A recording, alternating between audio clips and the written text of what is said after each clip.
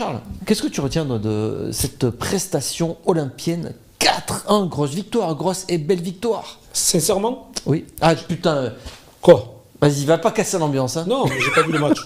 Ah. Oh non, tu connais pas. Non, arrête, non. C'est pas vrai. Je plaisante. On en a parlé pendant une heure. Arrête, Mais bien sûr que j'ai vu ce superbe match. Voilà. Superbe. Attends. Bien sûr que j'ai vu ces superbes buts. Ouais.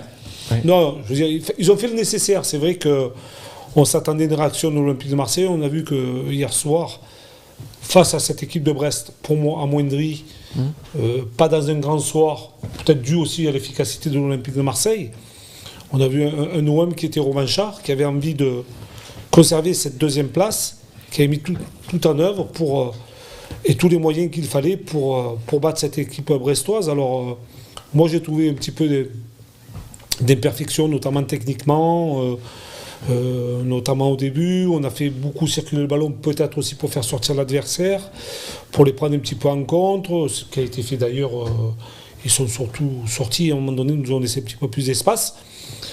Mais voilà, on a vu un petit peu aussi Gouiri qui était capable de marquer 3 buts. On a vu un garçon comme Greenwood qui était aussi par moments capable de déclencher des frappes et changer la physionomie de la rencontre.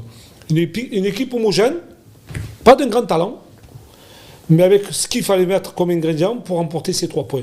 Maintenant, j'attends beaucoup mieux pour le match de la semaine prochaine face à Lille, parce que si on joue de la même manière, alors je ne vais pas lever le comportement des joueurs, parce que je trouve que le comportement des joueurs était bon, était remarquable. Oui, ils étaient bien dans l'état d'esprit pour aller chercher ces 3 points, mais je trouve dans le placement, le replacement et surtout... Dans cette équipe, on va pas tout gommer. Non, mais c'est pour ça. La fin de la saison, on va pas se réjouir sur ce 4-1 C'est pas pour en se disant...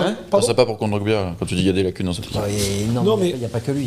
Tu ne peux pas te réjouir sur cette rencontre-là en disant et tout effacé de ce qui s'est passé auparavant. Je pense qu'il y a encore une marge de progression pour aller plus loin, pour aller chercher cette deuxième place.